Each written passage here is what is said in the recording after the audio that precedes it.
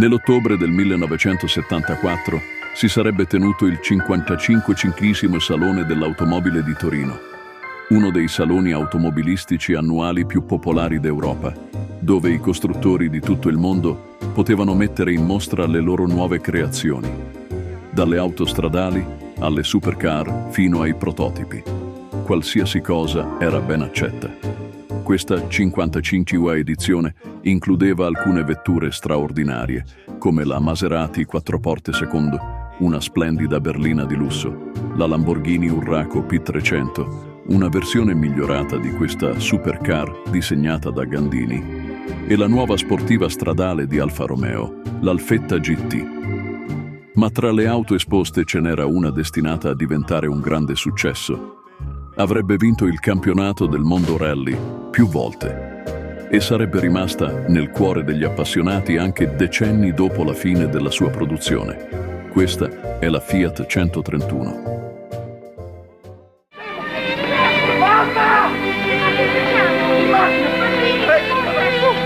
Presto, sbrigatevi! Andiamo, ragazzi!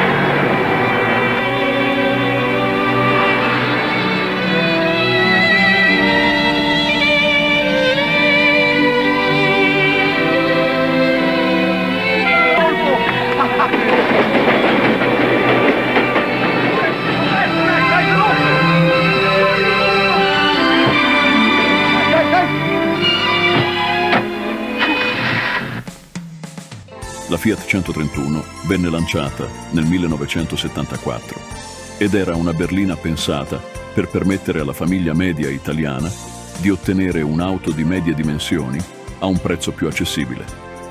Era molto più economica della più grande Fiat 132, presentata 2 anni prima, ma più costosa della Fiat 128, un'auto di dimensioni molto più ridotte che fungeva da utilitaria entry level a 4 porte per le famiglie. La Fiat 131 era l'erede dell'iconica 124, occupando una fascia di mercato simile nel suo paese d'origine, l'Italia, ma fu costruita su una piattaforma più grande, il che la portava a competere con vetture come l'Opel Ascona, la Ford Cortina e la Volkswagen Passat.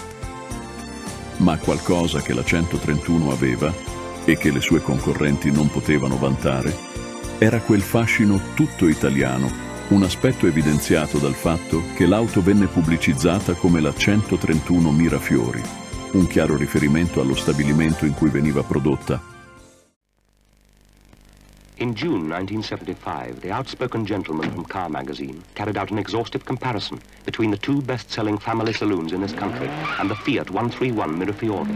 They found the Fiat superior in the following areas: acceleration, top speed, fuel economy, handling, road holding, and safety. But even if you don't agree, and you think that all 3 cars might have been as good as each other, wouldn't you say the Fiat 131 Mirafiori was worth a darn good look?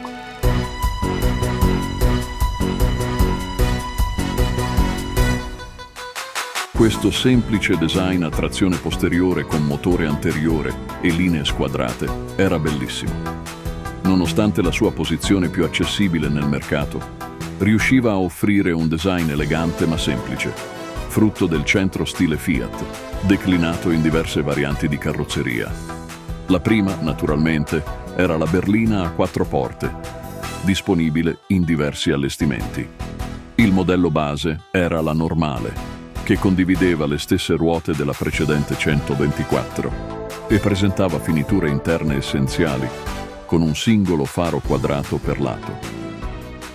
Poi c'era la Station Wagon, una derivata a 4 porte della berlina, chiamata 131 familiare, che, come la berlina, offriva una gamma di optional molto varia, tra cui aria condizionata, tetto in vinile e persino un differenziale autobloccante. Infine c'era la Coupé a 2 porte, un modello che avrebbe dato origine a una delle più grandi auto da rally della storia del motorsport italiano.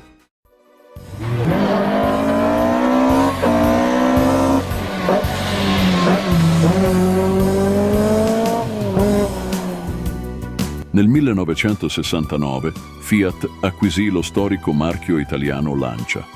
All'epoca, Lancia faticava a vendere un numero sufficiente di vetture al di fuori del mercato nazionale complice un posizionamento più alto nei prezzi e una reputazione per prodotti meno raffinati, rendendo difficile l'attrattiva presso un pubblico più ampio. Così, nel 1972, venne lanciata a livello internazionale la Lancia Beta, mentre la Fulvia venne utilizzata per promuovere il marchio attraverso il rally, vincendo nello stesso anno il campionato internazionale costruttori. Oltre al successo della Fulvia, la Lancia Stratos riuscì a conquistare il campionato del mondo rally nel 1974, 1975 e 1976.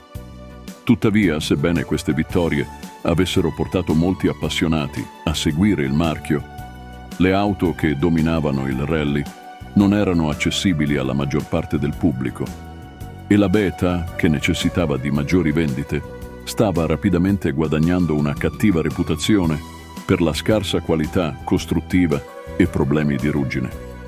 Di conseguenza, il successo nei rally non si traduceva in un aumento delle vendite di auto stradali.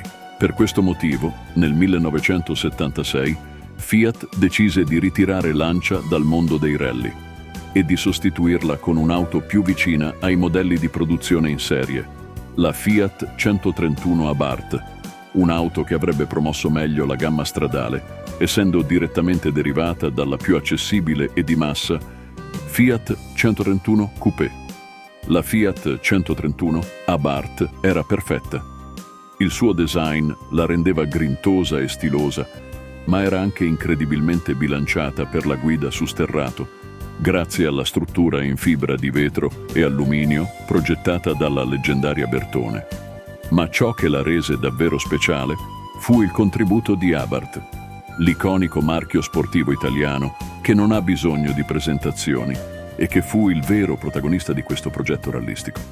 L'Abarth 131 riuscì a sviluppare 250 cavalli dal suo motore 4 cilindri in linea 16 valvole, portando a casa il titolo costruttori del WRC nel 1977, 1978 e 1980.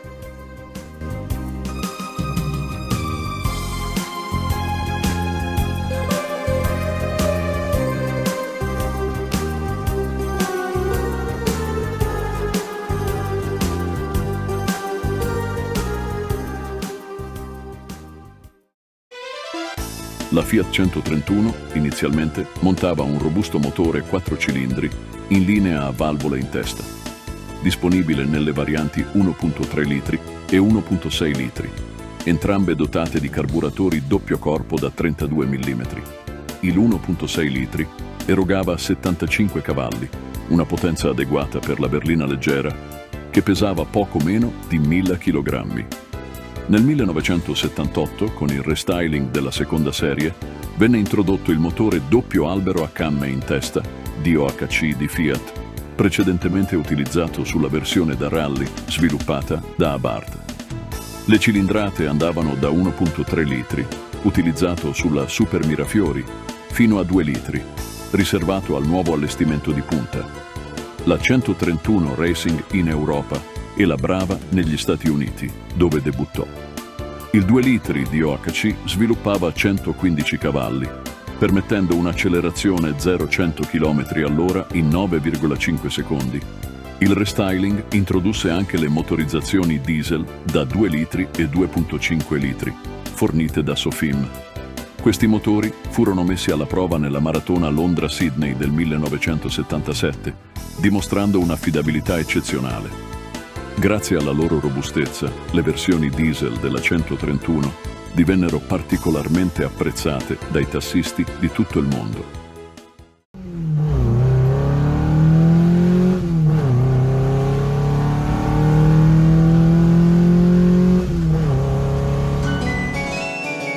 Nel 1981, la Fiat 131 ricevette il suo ultimo aggiornamento. Il motore della versione Racing divenne disponibile anche sulla berlina e venne introdotto un nuovo modello sportivo di punta, chiamato volumetrico Abarth, un'evoluzione della versione da rally dopo il suo ritiro dalle competizioni. Furono prodotti solo 200 esemplari di questa versione speciale, che utilizzava lo stesso motore 2.0L di OHC, ma con una potenza aumentata a 140 CV. Inoltre, esisteva anche una versione concept della 131, chiamata Fiat 131 Ibridia, presentata nel 1979. Questa vettura era dotata del motore della Fiat 127, abbinato a un motore elettrico da 24 kW, ricaricato attraverso un sistema di frenata rigenerativa. Nel 1984 la produzione della Fiat 131 terminò, venendo sostituita dalla sua erede, la Fiat Regata. Nel complesso fu un'auto di grande successo e particolarmente innovativa, e ancora oggi è ricordata con affetto in tutte le sue versioni, comprese quelle prodotte fuori dall'Italia sotto marchi come Tofaş e Seat. Questa vettura rimarrà per sempre una parte iconica della storia dell'automobilismo italiano.